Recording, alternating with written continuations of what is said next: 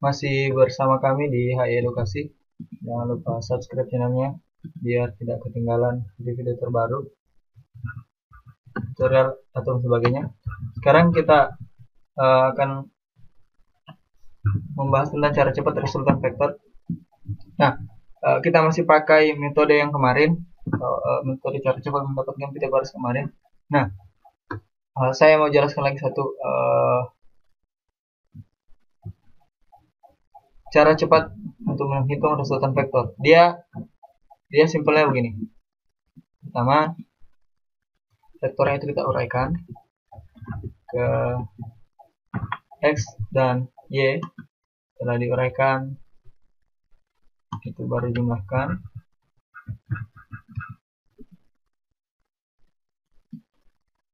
Setelah dijumlahkan, lalu kita goraskan.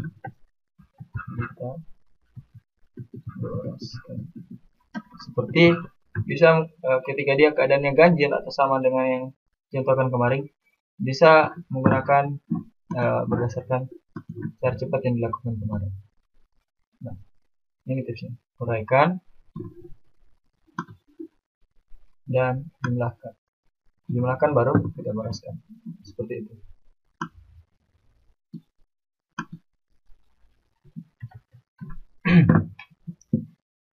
Nah, sekarang pertama, kalau seperti ini modelnya soalnya, kita uraikan dulu. Uraikan itu seperti biasa, proyeksikan semuanya ke sumbu X dan sumbu Y. Kita pakai sumbu X itu sebagai warna coklat. Ini adalah X, itu adalah X. Ini adalah sumbu X.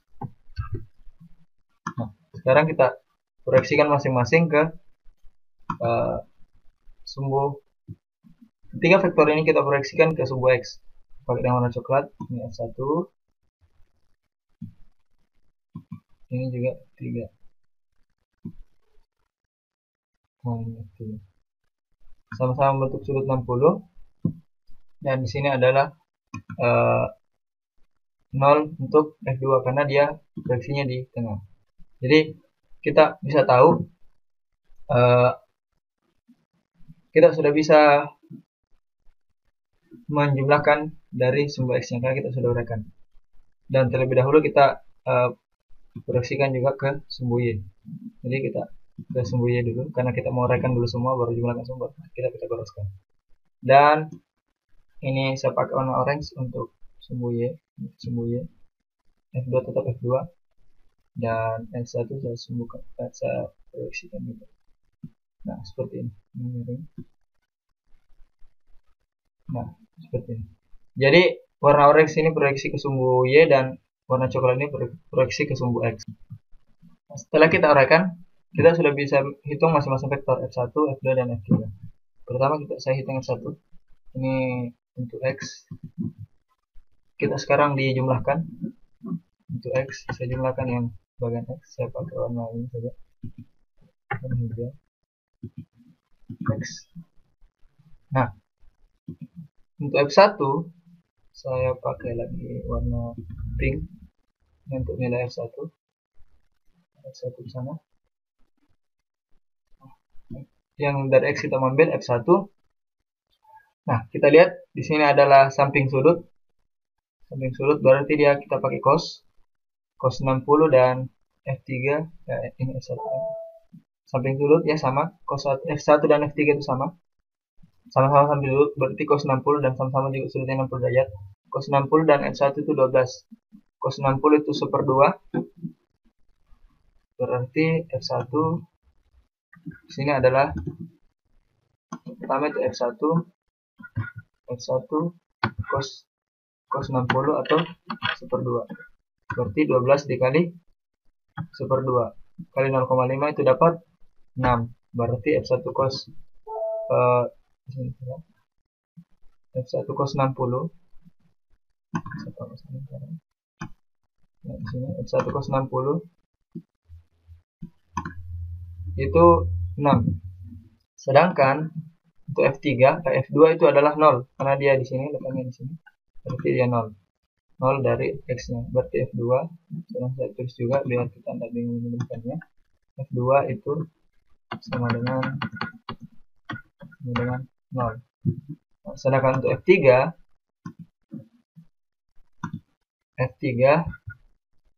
dia juga cos 60 karena dia adalah samping sulut. F3 nya berapa? 12 kali 1/2 juga 6. Berarti kita langsung bisa dapat kalau nilai dari sigma X ini itu adalah 12. Berarti kita start sini berarti 12. Sedangkan untuk Y, kita lihat untuk Y. Jadi untuk F1 kita gunakan yang ke atas. Saya pakai warna merah untuk F1. Ini F1. Kita ambil yang sini. F1 dan untuk F3. F1 dan untuk F3 kita pakai yang ini. Nah, seperti itu. Jadi pertama kita cek F1 nya. F1 berapa? F1 kita lihat yang di sini. Nah, dia adalah depan sudut. Yang coklat dan yang merah ini sama. Berarti kita lihat depan sudut dan sudut yang dibentuk F1 berapa? 12. Kalau depan sudut berarti dia sin. Berarti saya langsung bisa tulis F1 sin 60 itu sama dengan 12 dikali 1/2 akar 3. Berarti sin 60 ini adalah 1/2 akar 3, berarti 6 akar 3. Nomor akar berarti saya 6 3 akar 6 akar 3. Nah, sekarang kita lihat nilai dari F2. F1 sekarang nilai dari F2. F2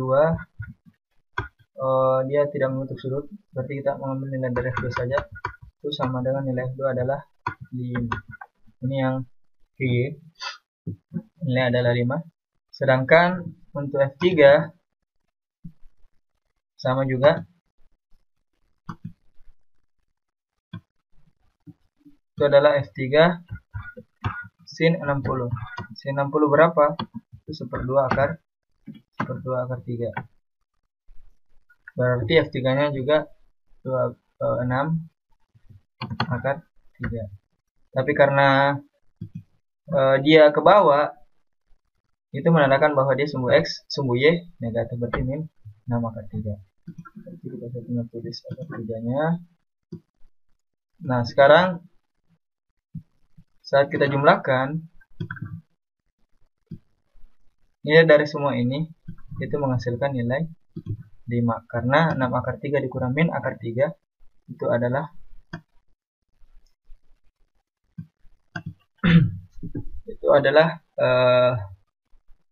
0. 6 akar 3 dikurang min 6 akar 3 itu 0, sehingga sini adalah 5. Nah, sekarang nilai X sudah ditahu. Nilai X sudah ditahu. Nilai X sudah ditahu. Dan nilai Y juga sudah diketahui. Sekarang tinggal kita pitagoraskan ya.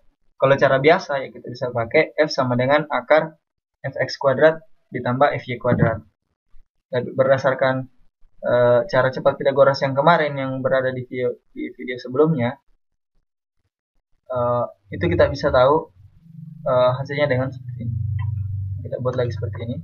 Ini adalah X, ini adalah Y, dan yang dicari adalah sisi miringnya. Langsung tulis. Sini 5. Di sini 5. Di sini 12. Maka di sini adalah 13. Seperti yang kita pelajari kemarin. Berarti jawabannya adalah 13. Berarti ini jawabannya adalah 13. Kalau belum mengerti silahkan tonton kembali video nomor 8. Saya lagi-lagi mengingatkan kalau belum mengerti, karena semua video-video kita ini bersambung-sambung. Karena kita mempelajarinya dari awal. Rata-rata video saya seperti itu. Kita bahas yang nomor 8 ini. Jadi silakan buka cara cepat UN fisika itu yang nomor 8, karena di video itu menjelaskan tentang kenapa bisa di sini bisa 13. Tapi kalaupun teman-teman tidak mengerti, ya bisa pakai kalau saat ini mau tahu, ya bisa langsung pakai F sama dengan akar fx pangkat 2 tambah fy pangkat 2. Nah, bisa seperti itu. Tapi kalau mau cara cepatnya, nah bisa ditaruh langsung 13. Silakan buka video tutorial yang nomor 8 itu. Oke, terima kasih. Jangan lupa subscribe HI Edukasi,